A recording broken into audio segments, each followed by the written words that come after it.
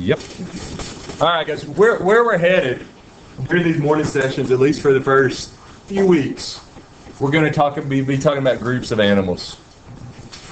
But before we really can talk about groups of animals, and not just animals, organisms in general, we need to understand something about taxonomy. What's taxonomy? What does that mean, taxonomy? Yeah, how things are grouped, how they're classified, classification. For a long time, when they classify things, what did they classify them based on? How did they decide what went in this group and what went in this one and what went in this one? Back, say, 75 years ago. What they looked like. It was all based on what they looked like. But that's not the case anymore. The taxonomy system that we have today is said to be phylogenetically based. And that's an important phrase. Any ideas what that might mean? Follows. But what that means is that things are grouped today based on genetic and evolutionary relationships. How are they related through genetics and evolution? So if the implication is, if let's say a leopard and a bear are both mammals, the implication is they're what? They're related through DNA and through evolution. They share some common ancestors back somewhere in evolution. That's what this idea means. Anytime we talk about taxonomy, you need to understand that is the underlying principle. Things are not put into groups anymore based on what they look like. They're put in groups based on how scientists think that they evolved, and also based on genetics. How are they related through genes? Phylogenetic classification. When we talk about taxonomy, the names of the different groups in taxonomy are called clades. And these are our different groupings.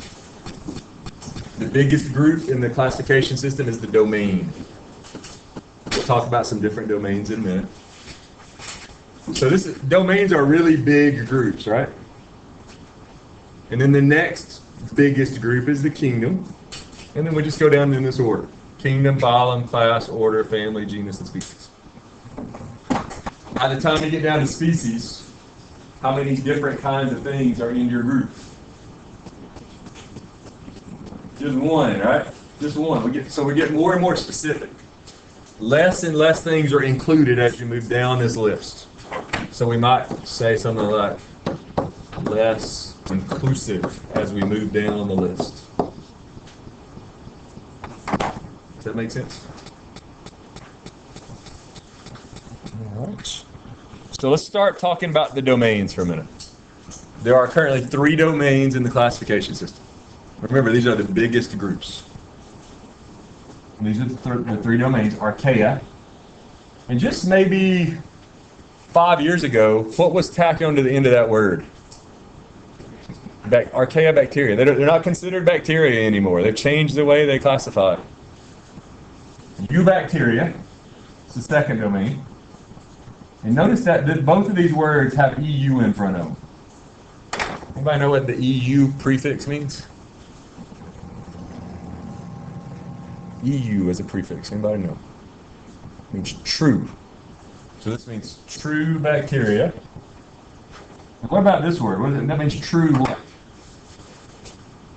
Any idea what karya might mean? Where else do you see that root, karya? Like prokaryote, eukaryote. Any idea what it might mean? No, not quite. Be a little more specific. It means nucleus. True, in this case, true nucleus. Cells with a true nucleus.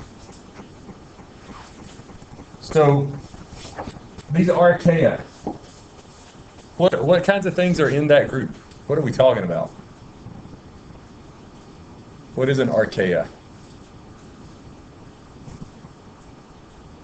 Anybody? Help me out. What's an archaea?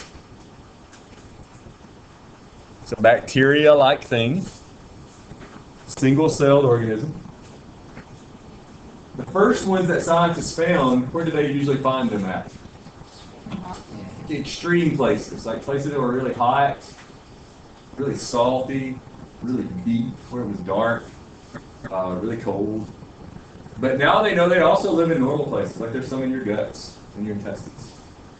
So they're not necessarily found in extreme places, just the first ones that they recognized that there was something different about them, that's where they happened to first discover them. We'll talk about some more differences between these in a minute. Eubacteria are just your normal old bacteria, everyday bacteria. When people hear the word bacteria, they think about the ones that cause disease, like the ones that cause strep throat, the ones that cause tuberculosis, tetanus. But are most bacteria bad things? No, most are good. Like we said, you have 7 to 8 billion of them living on or in you right now. When you eat yogurt, you're eating living bacteria along with other food. There are bacteria everywhere. What are they probably most important for in nature? What's the most important role of bacteria in nature? Decomposition, breaking down things and putting the minerals that were in those things back into the soil, right? So sometimes they're said to be mineral recyclers.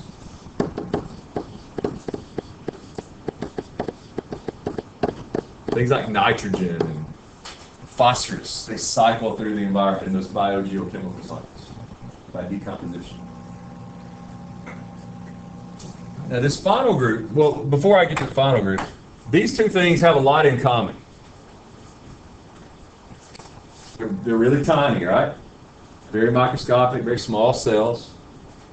They're single celled, both of them. Neither one of them have what? Yeah, and let's don't just say nucleus, let's say an enclosed nucleus or membrane-bound nucleus. Because if you say no nucleus, what might be the implication that some people might get? No way. No DNA. They do have DNA, right? It's just what? It's just floating around. It's not closed off from everything else. Typically, they have one small piece of DNA, one little circular chromosome, just a loop. Yeah, I'm ignoring it. It's okay. They have one circular chromosome. They're about the same size and shape. Most of the time, both of them reproduce through what method? How do bacteria usually reproduce? They do what's called binary fission. They just split in two. And that's what kind of reproduction, what form of reproduction? It's asexual. While we're mentioning that, asexual and sexual reproduction, let's talk about the differences there. What's the advantage of something reproducing asexually? The biggest advantage is that it's fast. Very quick. It's like a Xerox machine almost. The organisms that do it don't have to look for a mate. They don't have to attract a mate. That takes a lot of resources sometimes to attract a mate. That's not important in asexual reproduction. But what's the downside of reproducing asexually? What's not good about it? If Adam here just started asexually reproducing, there'd be a lot of Adams, right? And let's say that Adam had some fatal genetic flaw that he didn't know about right now. What would that mean about all those clones? They'd have it too, right? That's the disadvantage of asexual reproduction, that there's no genetic variation produced. Turns out the more different we are genetically, the better our group is, right? Differences are good in terms of genetics, and that's what sexual reproduction does for us. Sexual reproduction takes DNA from two different people and mixes it together, two different organisms, to make a new organism. So it creates genetic variation. That's the big advantage of sexual reproduction. A little off track there. Let's get back on track. Eukarya. What kinds of things are in that domain? Everything except what? Bacteria-like things. So animals, plants, fungi. What am I leaving out? like the protist-like things, like amoebas and parameciums. Everything that's not a prokaryote is in the eukaryote domain, so it's a big domain. I kind of already touched on prokaryote versus eukaryote, but let's touch on it a little bit more. All cells on Earth can be classified as one of the two of those, prokaryote or eukaryote. What does the prefix pro mean? It means before. So the word prokaryote actually means what? Before the nucleus. According to scientists, the first life forms on Earth were what? Bacteria-like things. They didn't have a nucleus. And then somehow through evolution and mutation, eukaryotes supposedly evolved from prokaryotes. But these are supposed to be the most primitive forms of life, the prokaryotes. They supposedly came first. Like we said before, the eukaryotes, that word means true nucleus. We have a nucleus. Our DNA is closed off, separated from the rest of the cell. What else besides a true nucleus do eukaryotes have that prokaryotes don't? Now, every cell has a cell membrane.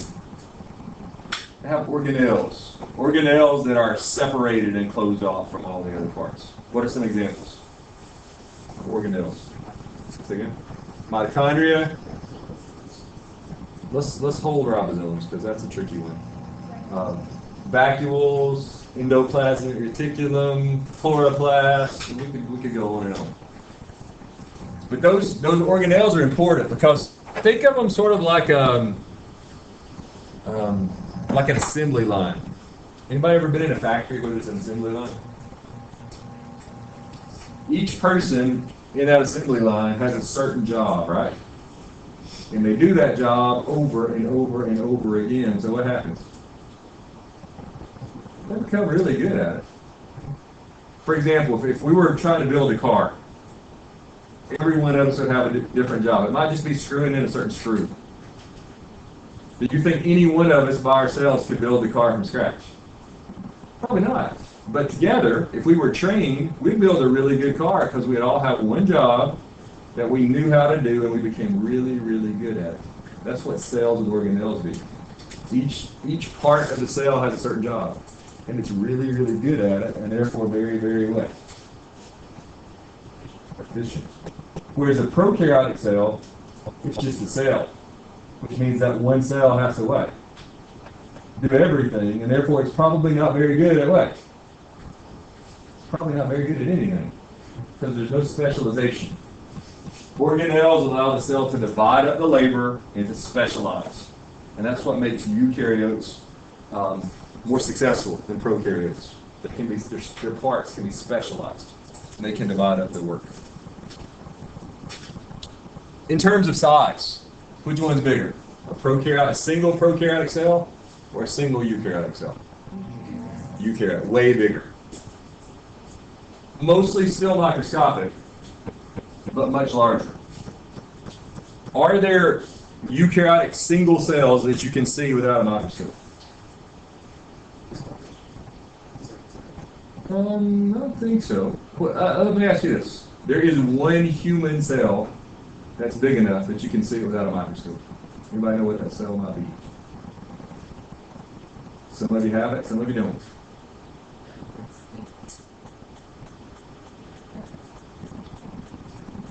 Egg cells. Female egg cells. You can actually see without a microscope. They're small.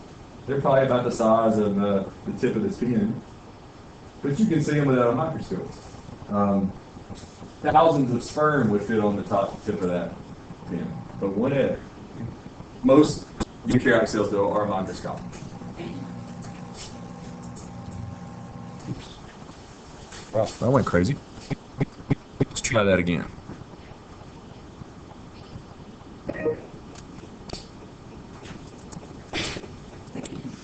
All right, what we have here is what's called a phylogenetic tree.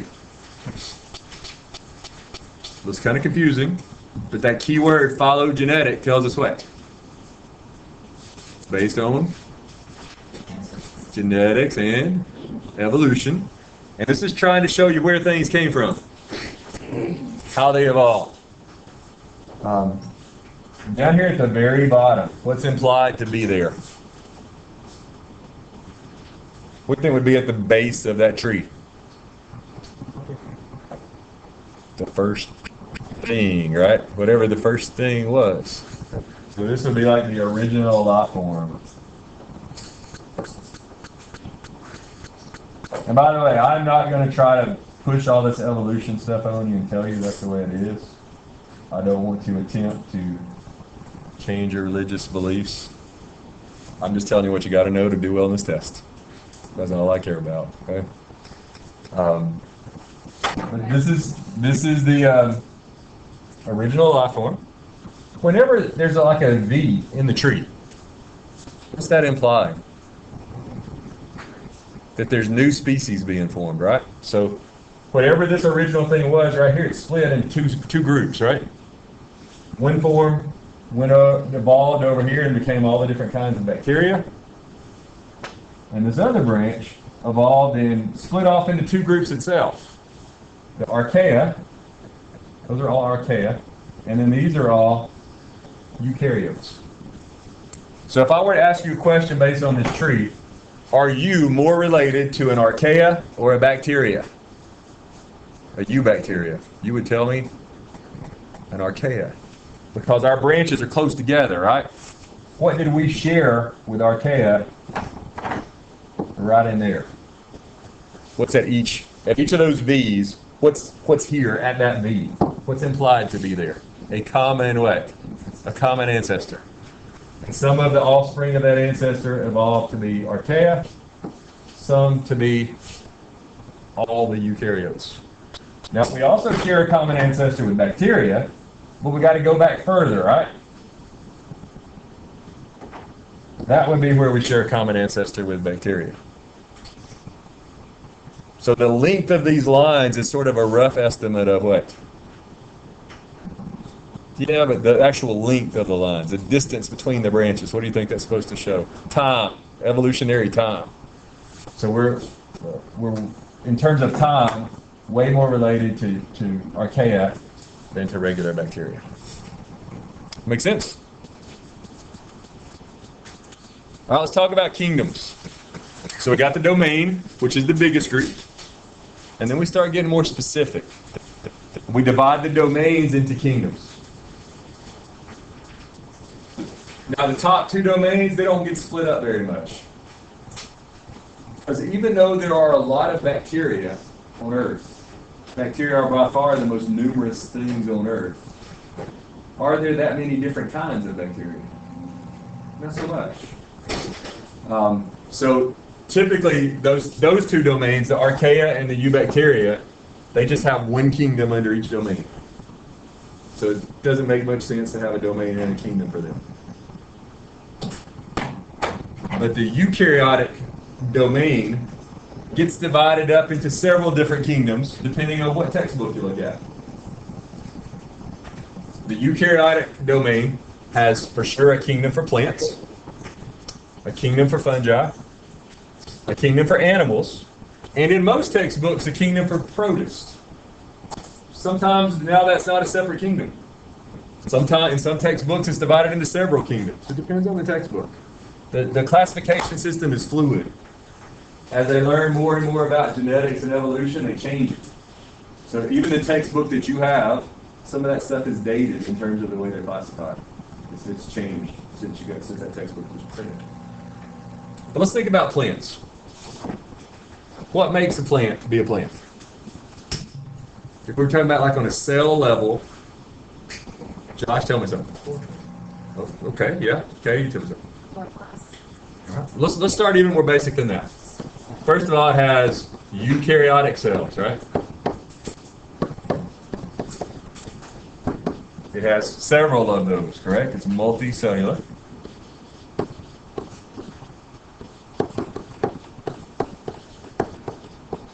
You guys were leading me to the fact that it can do photosynthesis, right? What's a word that might tell us that? That it can make its own food.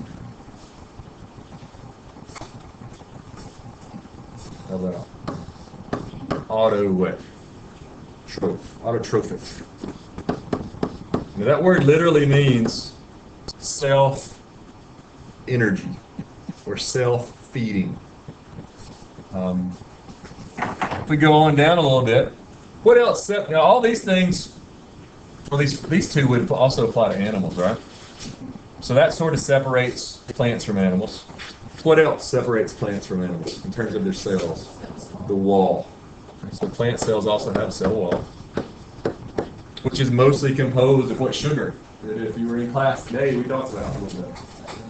Cellulose. Well, we can't digest very well.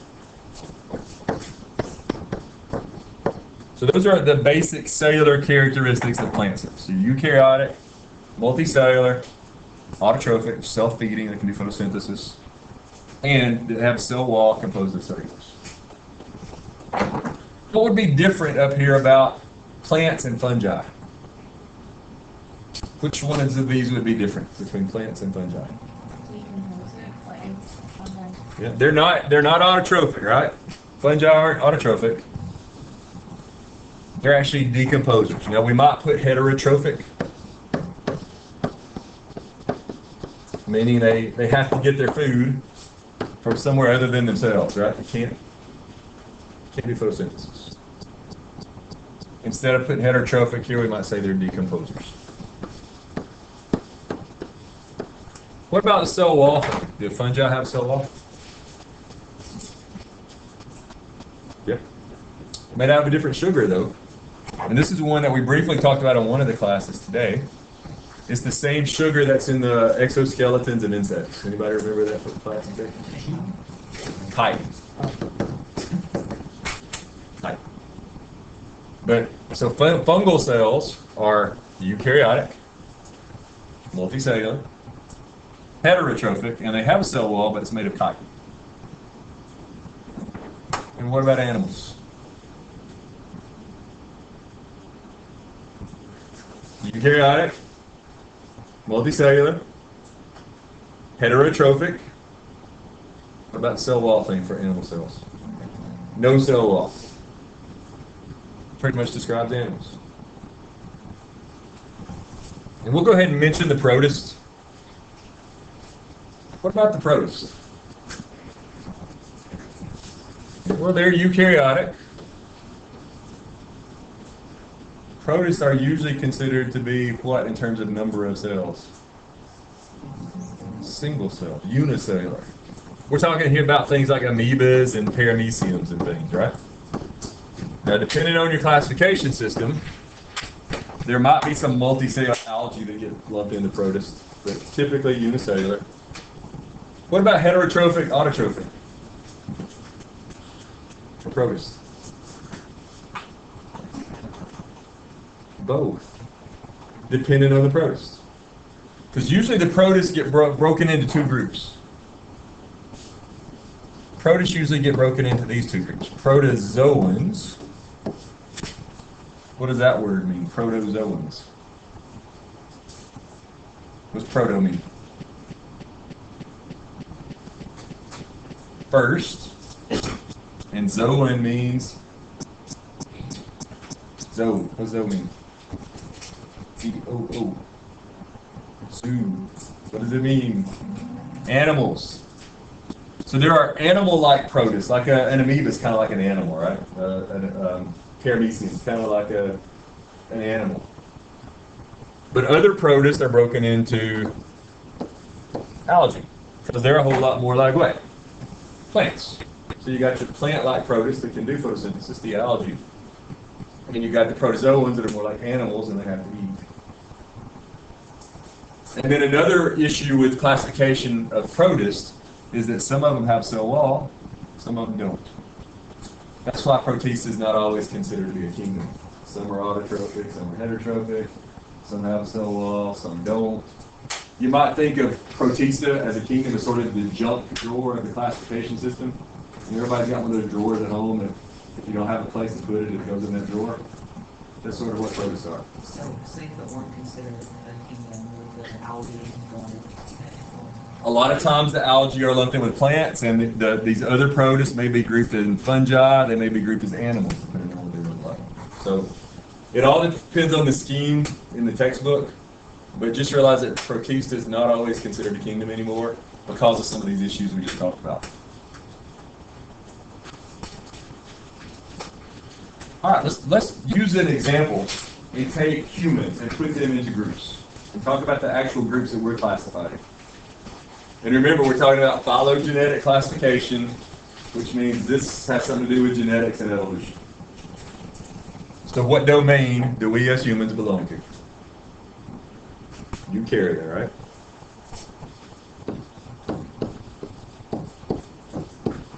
We have eukaryotic cells with a membrane-bound nucleus and organelles. What kingdom do we belong to? Animalia. We're multicellular, eukaryotic, heterotrophs without a cell wall. Makes us be an animal. What about the phylum that we belong to? Anybody know that?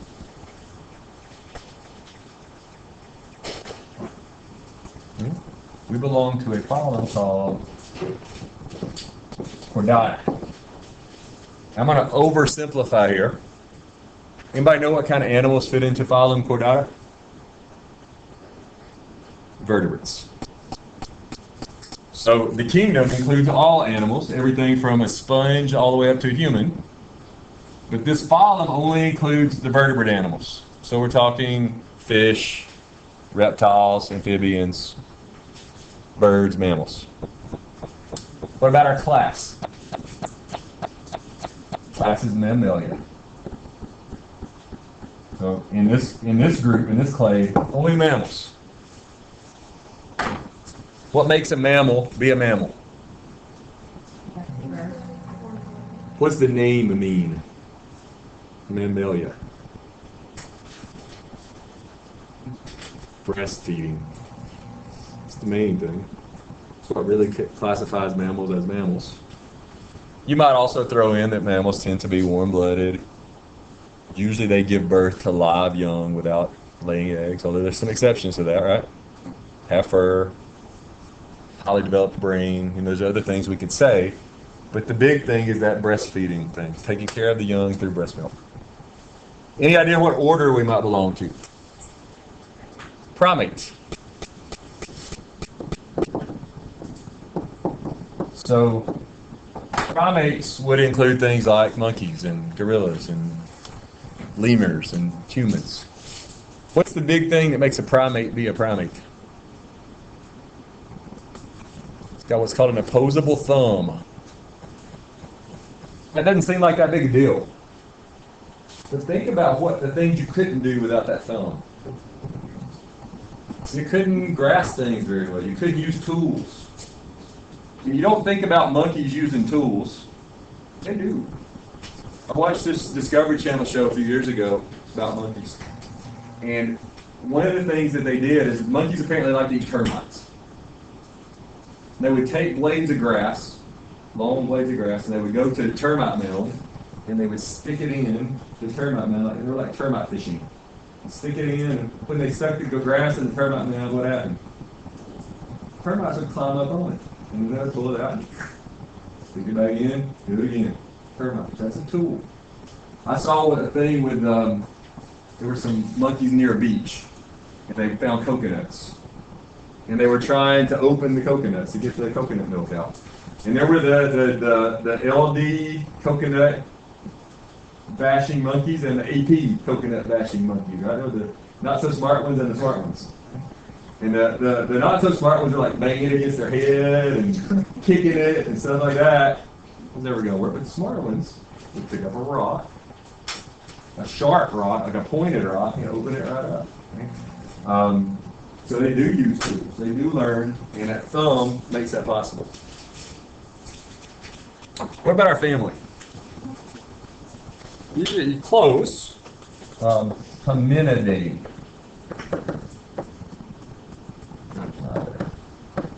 Hominidae. And what makes things in this family be together? These are things that can walk upright. Walk upright. Other than us, what are we talking about? What else can walk upright? All right, that's the answer I was looking for. Not the right answer, but the answer I was looking for. Because here's the thing. To be in the same family, what else do you have to be in? The same order, in the same class, in the same phylum. Now, bears would be the same down to through mammal, right? But our bears primates. No, so they can't be in this family. They're in a different family. So what primates can walk upright?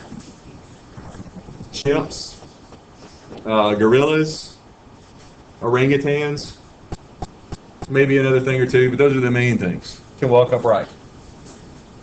Our genus is Homo, which in this context just means man, right? And are there any other men other than us? They think there were, but as of now, we're the only surviving species in this group, right? But what other kinds of things would have been in this group back in time? Neanderthals, Cro-Magnon man, all those different kinds of cave people, right? And then our species, what's our species? Sapiens. And you guys should know from regular biology that if you're giving something a scientific name, what's the system for giving them a scientific name? Last two, and some grammar-like things here. Genus is always written first, capitalized, and species is always written how? Lowercase. And if you're handwriting, what are you supposed to do to the handwritten name? Well, it's kind of hard to italicize it when you handwrite it, right? So you underline it when you handwrite it. If you type it, you're supposed to put it in italics. So it's always genus and species. So if we look at this system, for example, if two things are in the same family, like humans and gorillas, both in the family Hominidae, what does that mean about those two organisms? They're in the same family. Family's way down the list. So that means they're very closely related. They got similar DNA. If we compared the A's and the T's and the G's and the C's from DNA in a monkey to a DNA in Mr. Floyd here, and I'm using him on purpose, what do you think we would find in terms of the percent the same? 90-something% the same.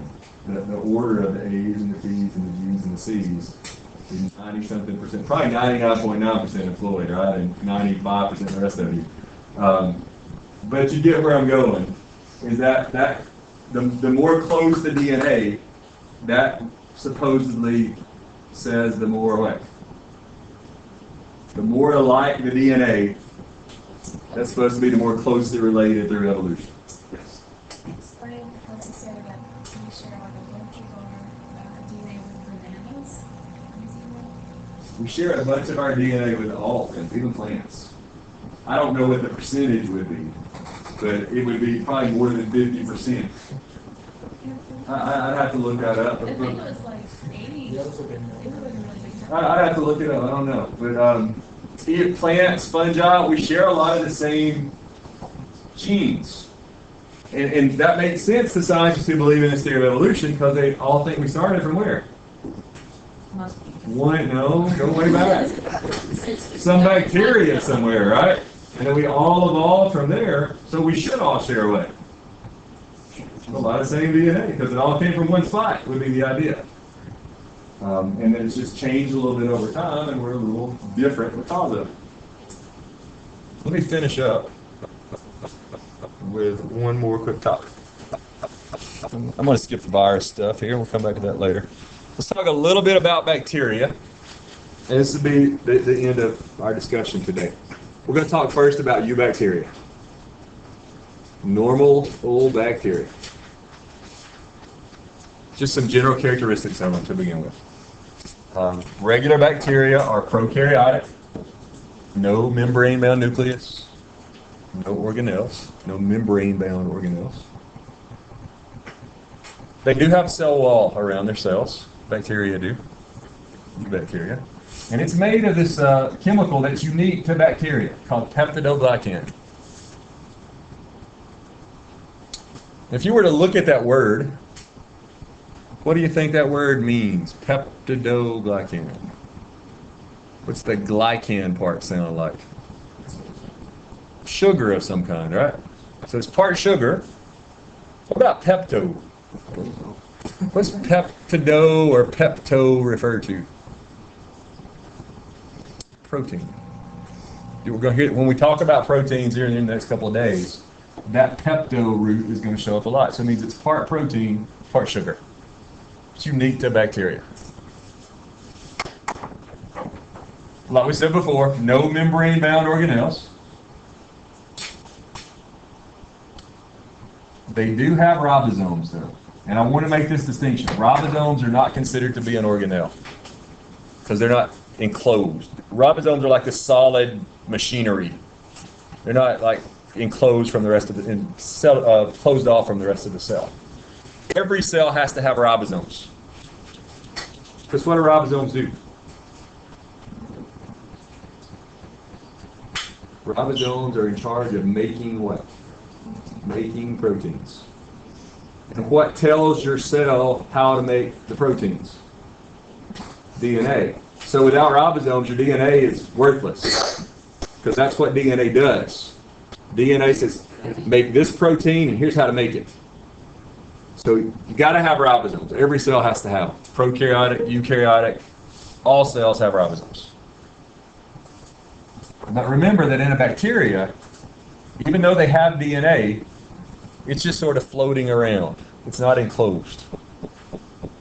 And sometimes the DNA of a bacteria is called the nucleoid instead of the nucleus. If you put OID on the end of a word, what does that mean?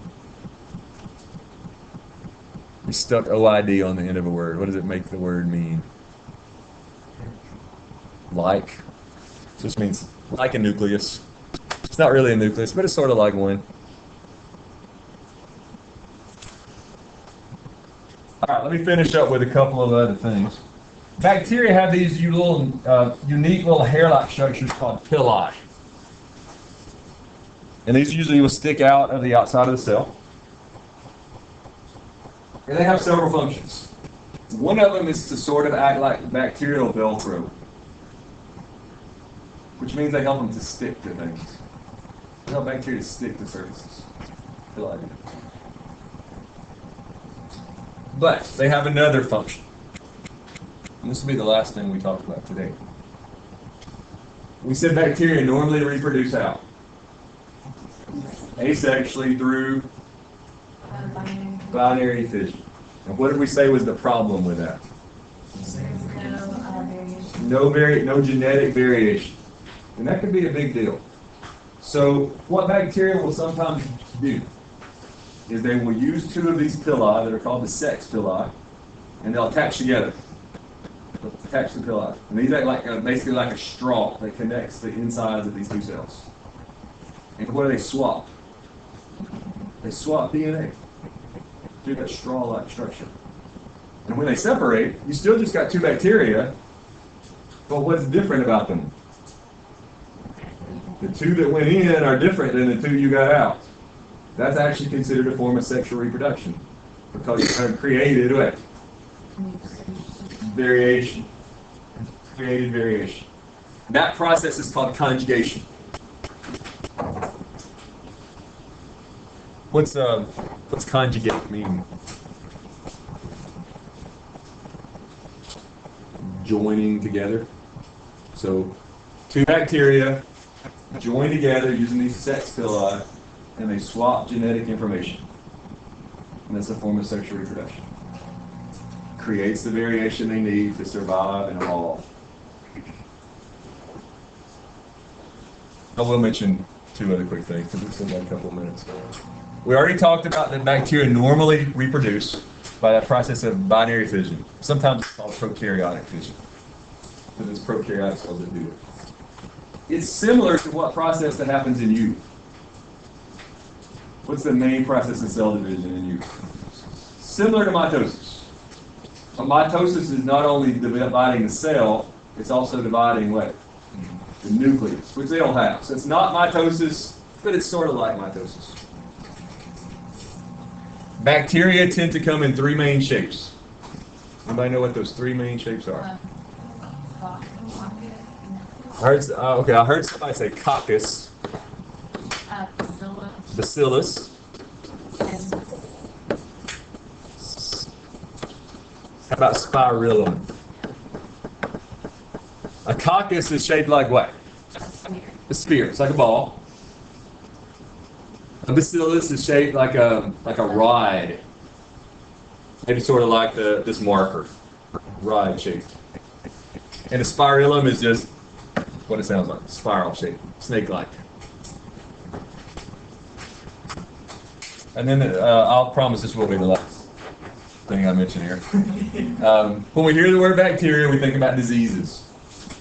We think about things like strep throat, tetanus, syphilis. A lot of the STDs are caused by bacteria. Pneumonia. So there are definitely diseases caused by bacteria. The good thing about it is most of those diseases can be treated out. Antibiotics. Okay? Antibiotics kill bacteria. They don't kill what? Viruses. Antibiotics aren't used to treat virus infections. They're used to treat bacterial infections. But remember that most of what bacteria do in the environment is actually a good thing. Most bacteria have positive roles in the environment. We already mentioned one of these, decomposition.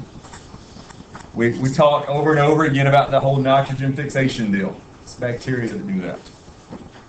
We'll talk about some other positives when we do this the next time. Let's do that.